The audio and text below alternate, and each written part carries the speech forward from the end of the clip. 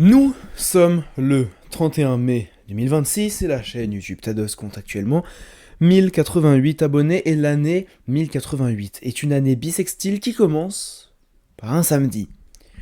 Voyons voir ce qui s'est passé en l'année 1088.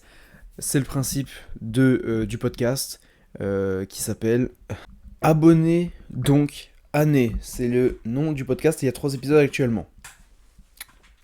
Qu'est-ce qui s'est passé ? Le 12 mars, on a eu l'élection du pape Urbain II.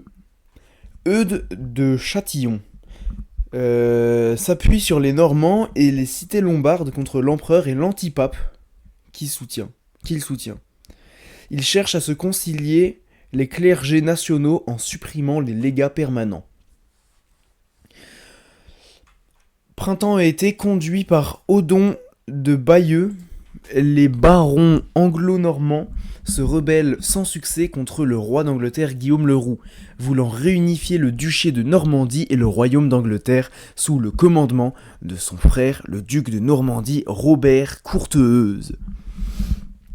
En juin, une nouvelle intervention de l'Almoravide Ibn Tachfin en Espagne. Il attaque la forteresse d'Aledo dans le royaume du Murcie qui résiste. Des querelles ayant éclaté entre les princes andalous, Ibn Tachfin juge préférable d'attaquer des troupes d'Alphonse VI de Castille qui viennent de dégager Aledo. Cet incident incite Ibn Tachfin à se débarrasser des émirs andalous. Le 30 septembre, c'est le début de la construction de l'église Cluny III. Guillaume IV aurait, selon Guillaume de Malmesbury, vendu ses droits sur le comté de Toulouse à son frère Raymond IV, ou à la mort de Guillaume en 1094. Il y a beaucoup de Guillaume, hein. Vous remarquerez que Guillaume IV a été accusé par Guillaume de Malmesbury, et au-dessus on n'avait pas de Guillaume. Non, ça fait que 2 Guillaume. C'est le début du règne de Mstislav,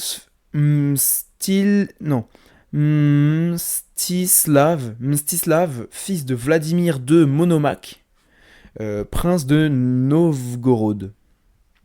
C'est le partage des états de Robert Guiscard entre ses fils et son frère Roger de Sicile. Bohémond obtient la principauté de Tarente, Auria, Otrante et Gallipoli en compensation de sa renonciation au duché d'Apulie en faveur de Roger Borsa. Ça fait beaucoup de noms propres. Hein. Date conventionnelle de la création de l'université de Bologne. Irnerius y enseigne le droit civil avec des textes légaux romains transportés de Ravenne. À Barus, sur la côte ouest de Sumatra, l'actuelle Indonésie, une inscription atteste la présence d'une ligue de marchands tamouls. Voilà. Alors, on n'a pas de naissance... Ah si, on a des naissances. Si, on a des naissances. Alors, on a des naissances en 1088. Donc, il y a Ibn al-Harith, Baudouin III de Hainaut, comte de Hainaut, Eystein Ier de Norvège, co-roi de Norvège, Guillaume IV de Bourgogne, mais Guillaume IV de Bourgogne ne peut pas être né maintenant, bon peut-être, hein.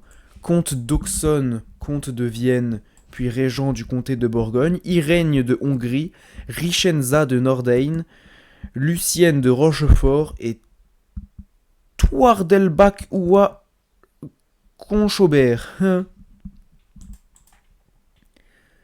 Après, pour ce qui est des décès, il y en a beaucoup trop, donc je ne vais pas tous les lire, sachant qu'ils sont très compliqués à prononcer. Mais le plus important, évidemment, qui est mort en 1088, c'est ce bon vieux Ririd ap Bledin, le coprince de Powys. Malheureux, hein, quand même, qu'il soit mort actuellement. Si je pouvais ramener une personne à la vie pour avoir un repas avec elle, ne serait-ce qu'une seule fois, ça serait quand même ce bon vieux. Comment il s'appelait déjà ? Ririd ap Bledin. Tout de même. J'espère que vous avez apprécié cet épisode de Abonnés donc année. Pour ceux qui pensent que cette série s'arrêtera quand j'aurai 2026 abonnés. ou 2027. Vous pouvez vous mettre le doigt dans l'œil. Je continuerai jusqu'aux 10 000 abonnés cette série. Allez, passez un bon glas.